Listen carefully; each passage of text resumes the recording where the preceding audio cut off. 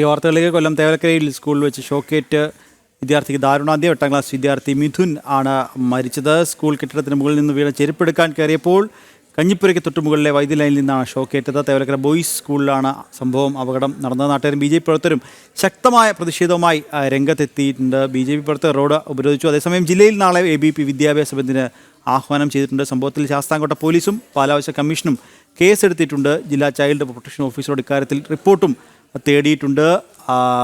ധനകാര്യമന്ത്രി KN ബാലഗോപാലും വിദ്യാഭ്യാസ മന്ത്രി V ശിവൻകുട്ടിയും പാരിപ്പള്ളി സ്കൂളിലെത്തി ഈ കുട്ടിയുടെ മൃതദേഹം സൂക്ഷിച്ചിരുന്ന പാരിപ്പള്ളി സ്കൂളിൽ എത്തിയിട്ടുണ്ട്. ഇപ്പോൾ കൂടുതൽ വിവരം നൽകാൻ രാജീവ് നമ്മോടൊപ്പം ചേരുന്നുണ്ട്. രാജീവ്, മന്ത്രിമാർ ഗുരുതരമായൊരു അനാസ്ഥ തന്നെയാണ് സ്കൂൾ അധികൃതരുടെ ഭാഗത്തുനിന്ന് ഉണ്ടായതെന്ന് മനസ്സിലാക്കാൻ സാധിക്കുന്നുണ്ട്. മുൻപ് മനോജ് റിപ്പോർട്ട് ചെയ്തതുപോലെ മുൻപ് പലതവണ നാട്ടുകാരടക്കം ഇക്കാര്യം ഈ അപകടകരമായ രീതിയിൽ ഇത്തരത്തിലൊരു വൈദ്യുതി ലൈൻ ഉണ്ട് എന്ന് സ്കൂൾ അധികൃതരുടെ നാട്ടുകാരടക്കം ശ്രദ്ധയിൽപ്പെടുത്തിയതാണ്.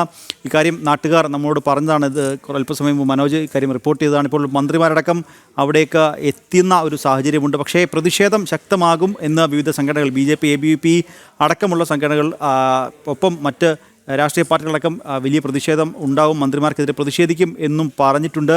ചില സ്ഥലങ്ങളിൽ വിദ്യാഭ്യാസ മന്ത്രിയുടെ കോലവും കത്തിച്ചിട്ടുണ്ട്. രാജീവ്,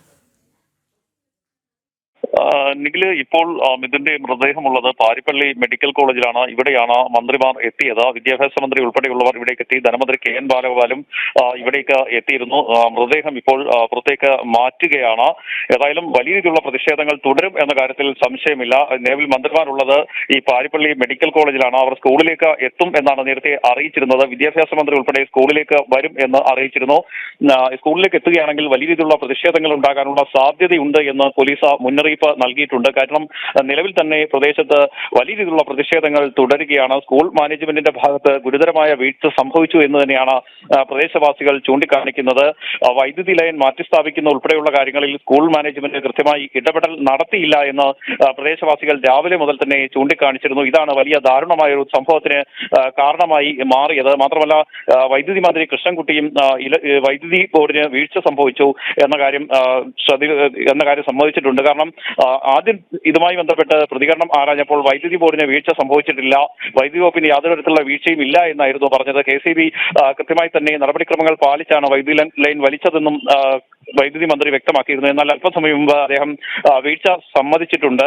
വൈദ്യുതി ലൈൻ താഴ്ന്ന അവസ്ഥയിലായിരുന്നു, അത് മാറ്റി സ്ഥാപിക്കണമെന്നായിരുന്നു വൈദ്യുതി മന്ത്രി പറഞ്ഞത്. ഏതായാലും KCB ഇതുമായി ബന്ധപ്പെട്ട ചില അന്വേഷണങ്ങൾ നടത്തിയിരുന്നു എന്നാണ് നമുക്ക് മനസ്സിലാക്കാൻ കഴിയുന്നത്. മാത്രമല്ല, ജില്ലാ കളക്ടർ നൽകിയ റിപ്പോർട്ട് അതും ഏറ്റവും പ്രധാനമുള്ളതാണ്. കാര്യം സ്കൂൾ മാനേജ്മെന്റിന്റെ ഭാഗത്ത് നിന്ന് ഗുരുതരമായ വീഴ്ച സംഭവിച്ചു.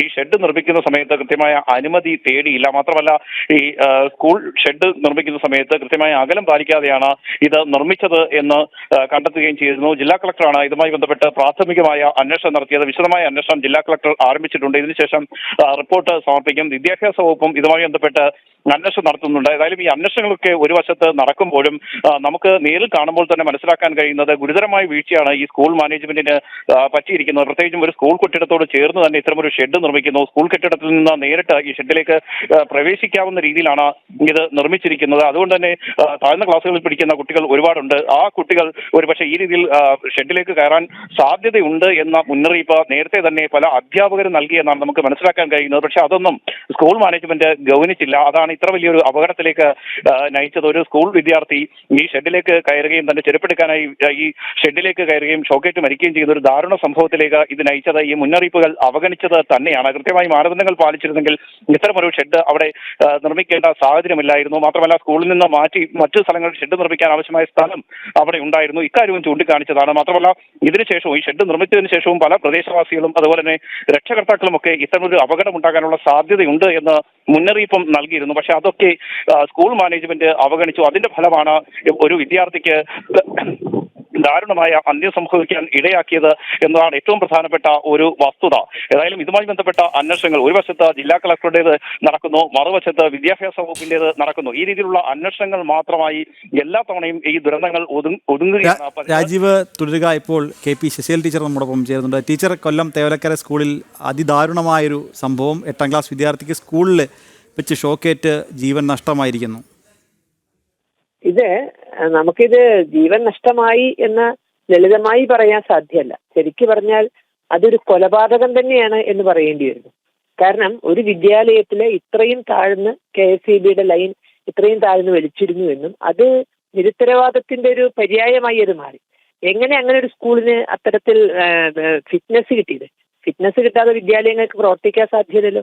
ജൂൺ മാസത്തെ ശമ്പളം എഴുതാൻ സാധിക്കും ഫിറ്റ്നസ് കിട്ടാൻ അധ്യാപകർക്ക്. അപ്പൊ ആ വിദ്യാലയത്തിന് ഫിറ്റ്നസ് കിട്ടിയിട്ടുണ്ട്. എങ്ങനെയാണ് ഫിറ്റ്നസ് കിട്ടിയത്? എനിക്ക് പരിചയമുള്ളൊരു സ്കൂളില് ടോയ്ലറ്റിലേക്ക് എടുക്കുന്ന വെതർ പ്രൂഫ് വയർ, സ്കൂളിന്റെ മെയിൻ കെട്ടിടത്തുനിന്ന് വെതർ പ്രൂഫ് വയർ ഒരു മറ്റേ കമ്പിലൊക്കെ കെട്ടി കൊണ്ടുപോയി എന്ന് പറഞ്ഞാൽ ഒരു ഫിറ്റ്നസ് കൊടുക്കില്ല. അത് ഭൂമിക്ക് അടിയിലൂടെ കൊണ്ടുപോയാൽ മാത്രമേ ഫിറ്റ്നസ് വരുള്ളൂ എന്ന് പറഞ്ഞാൽ ഒരു ഫിറ്റ്നസ് വൈകിച്ചു. അപ്പൊ അത്രമാത്രം കർശനമാണ് നിയമങ്ങൾ എന്നിരിക്കെ എങ്ങനെയാണ് നിയമങ്ങളൊക്കെ അവിടെ കണ്ടുപിടിച്ചത്? അതിനൊറ്റ കാരണമേ ഉള്ളൂ, അത് CPMന്റെ അധീനതയിലുള്ള വിദ്യാലയമാണ് എന്നുള്ളത്. അവർക്ക് നിയമങ്ങൾ ബാധകമല്ല. നിയമങ്ങൾ ഇല്ലാതെയല്ല, പക്ഷേ CPMന്റെ അല്ലെങ്കിൽ CPMന്റെ അധീനതയിലോ അല്ലെങ്കിൽ ഏതെങ്കിലും സഖാക്കളുടെ ഉടമസ്ഥതയിലോ ആകുമ്പോൾ അവിടെ നിയമം കണ്ണു ചിമ്മിപ്പോകും. അതുകൊണ്ടാണ് അത് സംഭവിച്ചത്. കാരണം ഇതിന്റെ താഴെ GI ഷീറ്റ് ഇട്ട ഈ ഇലക്ട്രിക് ലൈനിന്റെ താഴെ കുട്ടികൾക്ക് കയ്യെത്തുന്ന ദൂരത്ത്, കുട്ടികൾക്ക് കയറാൻ പറ്റുന്ന ഉള്ള ഒരു ഷെഡിന്റെ മുകളിൽ അവർക്ക് കയ്യെത്തുന്ന ദൂരത്ത് ഇലക്ട്രിക് ലൈൻ എന്നൊക്കെ പറഞ്ഞാൽ കുട്ടികളുടെ മനഃശാസ്ത്രത്തെ പറ്റിയോ കുട്ടികളുടെ സ്വഭാവത്തെ പറ്റിയോ ഇവർക്ക് എന്തെങ്കിലും ധാരണയുണ്ടോ? അപ്പൊ ഞാൻ ഏതോ ചാനലിൽ കണ്ടു, അവിടുത്തെ അധ്യാപകനാണോ വിദ്യാലയത്തിന്റെ മാനേജ്മെന്റ് അധികൃതരാണോ എന്ന് എനിക്കറിയില്ല, കുട്ടിയെ കുറ്റപ്പെടുത്തിക്കൊണ്ട് പറയുന്നു കുട്ടിക്ക് അങ്ങോട്ട് കയറേണ്ട ആവശ്യമുണ്ടായില്ല. ആവശ്യമില്ലാത്തവർക്ക് കയറുന്നതിന് പേരാണല്ലോ കുട്ടിത്വം എന്നുള്ളത്. അതാണല്ലോ ബാല്യത്തിന്റെ കൗമാരത്തിന്റെ ഒക്കെ പ്രത്യേകത.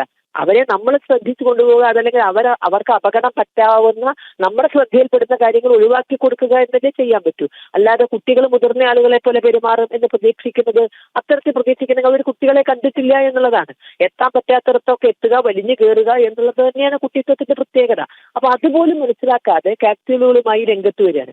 ഇത് വിദ്യാഭ്യാസ വകുപ്പിന്റെയും അതേപോലെ തന്നെ KSEB അധികൃതരുടെ ഭാഗത്തു നിന്നും ഉണ്ടായ നിരുത്തരവാദിത്വമാണ്. അതിലും എടുത്തു പറയാനുള്ളത്, സ്വജനപക്ഷപാതം കൊണ്ട് മാത്രമാണ് ആ വിദ്യാലയത്തിന് ഫിറ്റ്നസ് കിട്ടിയത്. അല്ലെങ്കിൽ ഒരു കാരണവശാലും അതിന് ഫിറ്റ്നസ് കിട്ടില്ല.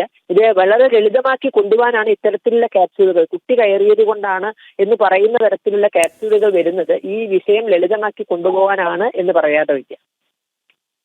ശരി ടീച്ചർ, എന്തായാലും കൊല്ലം തേവലക്കരയിൽ സ്കൂൾ വെച്ച് ഷോക്കേറ്റ് വിദ്യാർത്ഥിക്ക് ദാരുണ അന്ത്യം സംഭവിച്ചു. 8ാം ക്ലാസ് വിദ്യാർത്ഥി മിഥുനാണ് മരിച്ചത്. കെട്ടിടത്തിന് മുകളിൽ വീണ ചെരുപ്പെടുക്കാൻ കയറിയപ്പോൾ കഞ്ഞിപ്പുരയ്ക്ക് മുകളിലെ വൈദ്യുതി ലൈനിൽ നിന്നാണ് ഷോക്കേറ്റത്. സംഭവത്തിൽ വലിയ രീതിയിലുള്ള പ്രതിഷേധമാണ് ഉയർന്നത്.